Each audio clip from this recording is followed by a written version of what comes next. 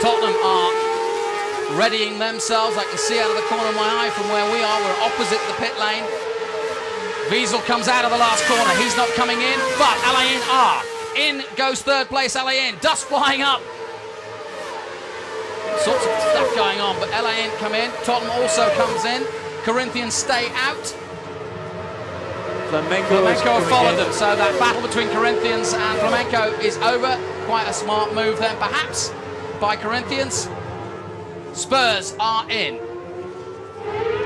And it's probably the first pit stop as well of his life for Dominic Jackson. Yeah. And everything's going well so far. Action Jackson, away he goes. That was a good pit stop. Now Flamengo, new tyres. Nice move, yep, good pit stop by them. Well, all of these teams have got plenty of experience in motor racing. Even though Super League is a brand new series, the teams involved are not. And they've got real top-notch experience in terms of mechanics and engineers. And that's why I expect these pit stops to be as good as anywhere else in the world. Alain are back on track. And of course, Paul Meyer, who was pole, but had a terrible qualifying, the Dutchman. Although he's pretty handy with the football. He's leading the keepy up his stakes at the moment with 33. And we have Toccacello being chased by Liverpool. Well, Liverpool now taking their pit stop, and even though this is their second pit stop, this is their mandatory pit stop. And Adrian Valles allows Dortmund back on their own. Last lap, 1:30.6 by Dortmund. The only faster man out there was Corinthians at 1:29.8. Corinthians are flying at the moment. Liverpool doing the mandatory pit stop, no new tyres. David Hale making the lollipop. Yeah, the team manager making the lollipop. Good man. It's a family effort there for sure. And out go Liverpool again. And if you just joined us, Liverpool got tied up with AS Roma, taking Roma out and also causing damage to the front of their car as well. Dominic Jackson led early on. He's now dropped through the field. And Tottenham have had their pit stop. Several of the top men still to pit though, including this man Toccacello on track. The all black and yellow car.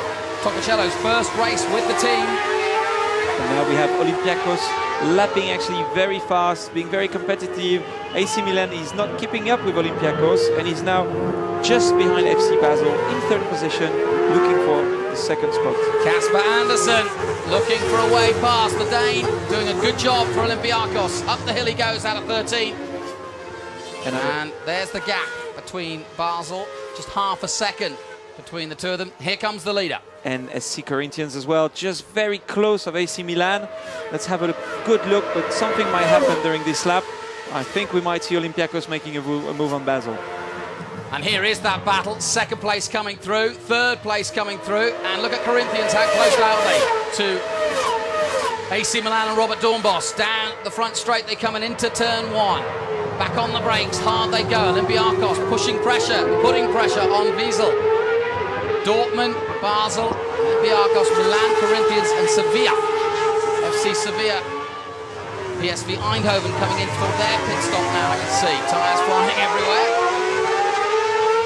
26 minutes to go, then another lap. Corinthians, Antonio Pizzonia, the Brazilian, really enjoying getting back into some really ferocious single-seater racing. He's actually 5 tenths quicker than AC Milan on the last lap. And the slowest car in this front, in this leader pack is Basel. Dortmund is already 10 seconds ahead of Basel. So really Toccacello has put up a big gap for the lead. Well, Basel under a lot of pressure here, and I think his team, I'm thinking it's a good time to take a pit stop. Corinthians bouncing across the curbs. Pizzonia on board with him as he goes through 13. He really is trying. Yes, he's sliding the car into the corner, which means he's braking really late. Puts the weight on the front of the car, so it's a very good front end, and the car is sliding like a go-kart going into the corner. Well, Pizzonia knows all about go-karts. Got a pretty good record in them. Yes, true. But still, no possibility for maneuver. AC Milan are in. Now, this could be the tail of the race. AC Milan have got to get this right. And if you watch race one, AS Roma's whole problem, having having led the race in race 1, was a wheel nut problem on the rear. And both Basil and Milan are together in the pits. Who's going to be quickest? It's a real battle in the pit lane This as is well. it. Huh? It's between the mechanics now. Basel are quick, and are they out? No, they've made a mistake. A little bit of a hole, and AC Milan are away, and Basel He stole have the scored engine. an own goal there. He stole the engine. He did. He's got it going again now, but that's a win. And and in fact, he stalled it again, and PSV Eindhoven have to go past. So Basel now creating a little bit of a wall. But it ain't a free kick. There he goes. He finally managed. Oh, he lost the race. He lost probably. Meanwhile, Beijing go past Spurs on the main straight. And Sevilla is still there. Didn't lose any places. Guan are up to 9th position now, the league leaders, and every time they move up a position, they're scoring points. If they stay where they are, they'll score 20 more points for their league championship hopes.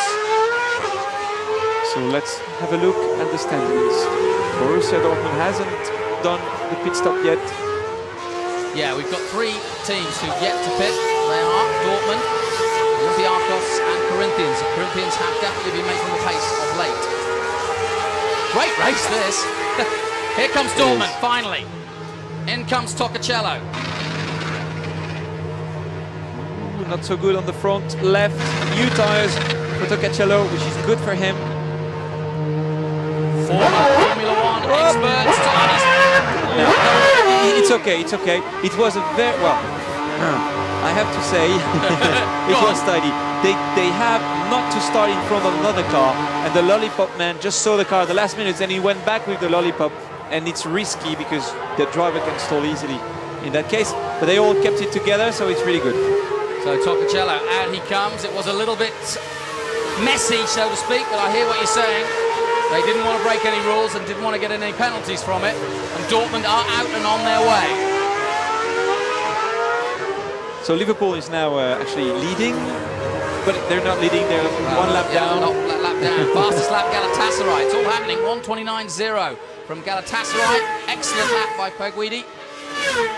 Basically, Liverpool is one lap down. Don't get confused. The leader is the yellow car here, Enrico Tocacello, Dortmund. Yeah, he's got to put Adrian Valles, who will be quick, out of his mind here because he's not a factor in this race at the moment. And Dortmund are leading.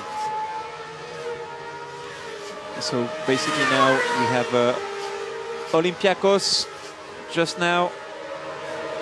Olympiacos crossed the line. Casper Andersen really flying at the moment down towards the first turn. You can see how tight and how bumpy it is there going into the first corner. And they have yet to pit. Surely they're going to pit now. They've still got a few laps though. They don't have to. Back on board with him, Bruce. Yeah, they have another 6 laps they want to pit. Second gear, up the hill, nice and tidy. Not going so deep into the second corner, back on the power, listen to the sound of the engine. Dortmund get past Liverpool, no such problems there. Dortmund, though, the leaders of the race, and Valles politely getting out the way. Yes, he probably had a blue flag, he had to respect that.